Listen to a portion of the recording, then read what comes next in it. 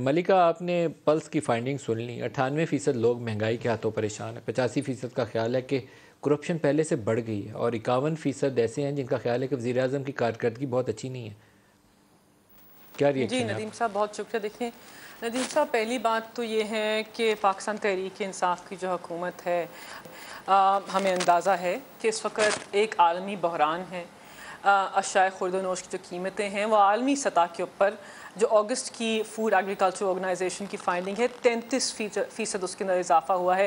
جرمنی کے اندر جو افراط زر ہے اس نے 50 سال کا ریکارڈ توڑ دیا ہے. چائنا کے اندر افراط زر نے 26 سال کا ریکارڈ توڑ دیا ہے. تو یہ ایک عالمی چیلنج سب کو لاحق ہے. کرونا کی وبا کا مقابلہ کیا ہے، اس کے بعد جو اشیاء خورد و نوش کی قیمتیں ہیں اس کا مقابلہ پاکستان تحریک انصاف کی حکومت نے کرنا ہے. جو سروے آپ نے پریزنٹ کیا، پلس کی ایک سروے رپورٹ ہے، ٹھیک ہے، 1200 لوگوں نے حکومت کی پرفارمنس کے اوپر اظہار خیال کیا ہے. کچھ نے اطمینان کا اظہار کیا، کچھ نے نہیں کیا. اس سے پہلے ایک گیلپ کا سروے آیا تھا جس کے اندر لوگوں نے کہا تھا کہ 47% لوگ وزیر اعظم عمران خان کی قیادت میں یقین رکھتے ہیں. معیشت کے اندر ہم نے 48% لوگوں نے کہا کہ ہماری پرفارمنس اچھی ہے. اس کے علاوہ لوگوں نے کہا کہ 62% لوگوں نے کہا کہ ہماری پروونشل گورنمنٹ جو خیبر پختونخوا میں ہے اس کی بھی پرفارمنس اچھی ہے. اسلام بلوچستان کے اندر 74% لوگوں نے کہا کہ ہماری پرفارمنس اچھی ہے. تو کوئی بھی سروے پورے طریقے سے کسی بھی بلوچستان کی پرفارمنس تو نظر آ گئی کل چیف منسٹر کے ہٹنے کے بعد، پتہ چل گیا کتنی اچھی تھی. وہ انٹرنل پارٹی کے ایشوز تھے. اینی ہاؤ ہم یہ صرف کہنا چاہتے ہیں کہ کوئی بھی سروے 1200 لوگوں کا یا 1500 لوگوں کا بہترین طریقے سے کسی بھی حکومت کی پرفارمنس کے اوپر اس کی حتمی فیصلہ نہیں کر سکتا. لیکن بہرحال ایک سروے آیا ہے، لیکن ہم نے عوام کو امید دینی ہے، ہم نے ہوپ دینا ہے، کیونکہ اس وقت اس ٹاک شو میں جو باتیں ہوئیں وہ سیاسی گفتگو تھی. اس کے اوپر ہم نے نہ کوئی فگرز کے اوپر بات کی، نہ ہم نے عوام کو بتایا کہ پاکستان تحریک انصاف کی حکومت میں ایوریج افراط زر 8 سے 11% ہے. جو عالمی بحران پوری دنیا کو لاحق ہے، پاکستان تحریک انصاف کی حکومت نے معیشت کے اشارے ٹھیک کرنے کے بعد پاکستان کی غریب تر عوام کو ہم اس بحران سے کیسے دور کریں، کیونکہ ہم دنیا سے لا تعلق تو ہو نہیں سکتے. کیونکہ اگر عالمی بحران کون سے معیشت کے اشاریے درست ہوئے تھے؟ ندیم صاحب آپ کے پروگرام پہ 12 ڈسکشن کر چکے ہیں، لیکن آپ کہہ رہے ہیں تو بتا دیتے ہیں کہ پاکستان کا کرنٹ اکاؤنٹ خسارہ $20 ارب پہ تھا، اب $1.1 بلین کے اوپر ہے. پاکستان کے $3.4 بلین 3 ماہ میں ہو چکا ہے.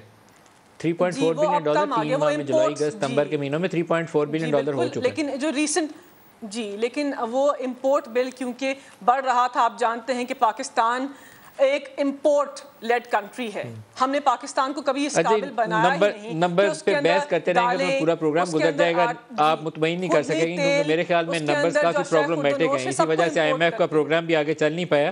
لیکن ابھی جاوید لطیف صاحب نے ایک بڑی امپورٹنٹ بڑی خبر دی. انہوں نے کہا کہ جو بااثر شخصیات ہیں پاکستان کے اندر سے بھی اور باہر سے بھی، وہ نواز شریف سے رابطے کر رہے ہیں کیونکہ پاکستان کے کوئی حالات اچھے نہیں ہیں.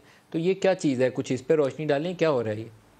ندیم صاحب تھوڑا سا نہیں دیکھیں، کیونکہ آپ لوگوں نے معیشت کے اوپر بہت بات کی، آپ کا بہت بڑا ٹاک شو ہے. ہم تھوڑی سی اور بات کرنا چاہتے ہیں کہ پاکستان کی عوام کو ہم کس طرح اس بحران سے بچا رہے ہیں، کیونکہ ایک بہت ہی تاریخ، ایک ڈارک جو پکچر ہے وہ پاکستان کی عوام کو پیش کی گئی ہے. اور اتنا ہمیں موقع دیں کہ اپنا موقف پیش کریں. پیٹرولیم مصنوعات کی بات ہوئی، یہاں پر بجلی کی بات ہوئی. اگر پیٹرولیم کی پرائس کے اندر 100% اضافہ ہوا ہے، پاکستان تحریک انصاف کی حکومت نے عوام کو صرف 32% اس کو پاس آن کیا ہے، تو یہ ہماری بہترین حکمت عملی ہے. اگر انہوں نے بجلی کے مہنگے کانٹریکٹ سائن کیے تھے اور اس کی ہم نے قرضے واپس کرنے ہیں، تو کیا یہ ہماری غلطی ہے؟ اگر گھی کی پرائس عالمی طور پر $400 سے $1200 پہ چلی گئی ہے، تو پاکستان تحریک انصاف کی حکومت ایک سبسڈی دے کر ٹیکس کم کر اس کو $40 کم کریں، تو کیا یہ ہماری غلطی ہے؟ اگر سندھ اور باقی صوبوں کا موازنہ کیا جائے تو آٹے کی 1 کلو کی قیمت ملکہ تھوڑا سا آگے بھی تھوڑا سا بڑھائیں نا اس کو، کیونکہ یہ نمبر میں پچھلے پورا ہفتہ یہ سناتا رہا ہوں. آپ کے سارے گیسٹ یہ نمبر گھی اور تیل کے بتاتے رہے. تھوڑا سا آگے چلائیں اس کو.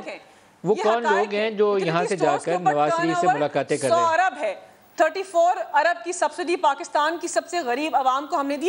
یہ بھی حقائق ہے، یہ بھی پاکستان کی عوام کو پتہ ہونے چاہیے کہ ہم نے عوام کو اس مہنگائی کے بحران سے، جو عالمی چیلنج ہے اور ہمارا پیدا کیا ہوا چیلنج نہیں ہے، اس سے ہم نے کیسے بچایا. جہاں تک جاوید لطیف صاحب کی بات ہے، دیکھیں ان کی باتوں کے اندر نہ تو کبھی کوئی صداقت ہوتی ہے، اور ہم کس کی بات کر رہے ہیں، ہم کیسے شخص کی بات کر رہے ہیں.